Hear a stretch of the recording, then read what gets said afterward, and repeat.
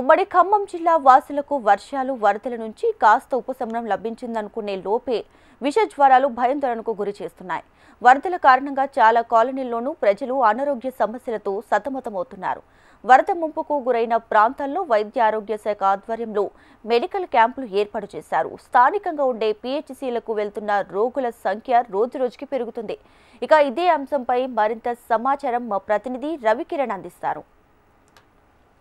తగ్గడంతో జిల్లా వ్యాప్తంగా కూడా చాలా చోట్ల కూడా రోగాల బారిన పడుతున్నారు ప్రజలు. ముఖ్యంగా వరద ప్రభావం ఉన్నటువంటి ప్రాంతాల్లో అయితే విష జ్వరాలు ఎక్కువగా ప్రబలుతున్నాయి. అలాగే కొంత పారిశుద్ధ్య సమస్య ఇంకా ఉన్నా కూడా వాళ్ళకి చాలా అంటువ్యాధులు కూడా వస్తున్న పరిస్థితి. దీని మీద మాట్లాడేందుకు మనతో పాటు పిహెచ్సికి సంబంధించిన డాక్టర్ ఉన్నారు. సార్, ఈ ప్రాంతంలో ఎట్లుంది సార్ వాతావరణం, ఎట్లుంది వాళ్ళ రోగాల పరిస్థితి?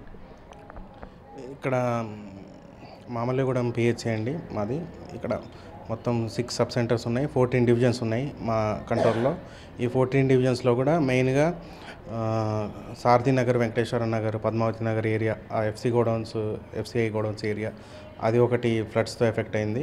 తర్వాత దానవాయిగూడెం కాలనీ ఏరియా మా పిహెచ్సి పరిధిలో అది ఒకటి ఫ్లడ్స్తో ఎఫెక్ట్ అయింది.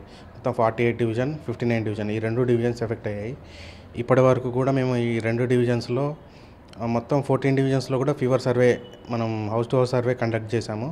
మనకున్న స్టాఫ్తోనే కాకుండా డిఎంహెచ్ఓ సార్ వాళ్ళు బయట నుంచి కూడా కొంతమంది స్టాఫ్ని మాకు డిప్యూట్ చేయడం జరిగింది.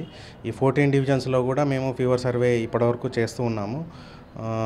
ఇక్కడ దానవాయిగూడెం ఏరియాను, పద్మావతి నగర్, వెంకటేశ్వర నగర్ ఏరియాలో అయితే ఫీవర్ సర్వేతో పాటు క్యాంప్స్ కూడా, స్పెషల్ క్యాంప్స్ పెట్టడం జరిగింది.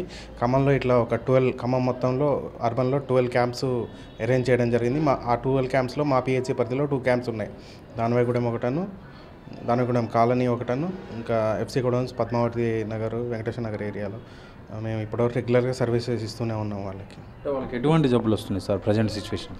అట్లే మెయిన్గా ఇప్పుడు ఫీవర్ అంత ర్యాపిడ్గా ఫీవర్ స్పైక్ అయితే లేదు. వాళ్ళు ఫ్లడ్ ఎఫెక్టెడ్ ఏరియాలో మేము గమనించింది మెయిన్గా వాళ్ళకి కాళ్ళు కొంచెం పాడైపోవడం, ఇట్లా ఇది బురద ఉంటుంది కాబట్టి వాళ్ళ ఏరియాలో కాళ్ళు ఎఫెక్ట్ అవుతుంటాయి. అది పగిలిపోవడం, కాళ్ళు కొంచెం చెడిపోవడం, ఇట్లాంటి కండిషన్స్ చూసాము. కొన్ని డయేరియా కేసెస్, వామిటింగ్, మోషన్స్, ఎందుకంటే వాళ్ళకి వాటర్ సప్లై అంత కొంచెం తక్కువ ఉంటుంది కాబట్టి. ఇంకోటి ఏంటంటే అక్కడక్కడ ఫీవర్ కేసెస్ కూడా ఉన్నాయి.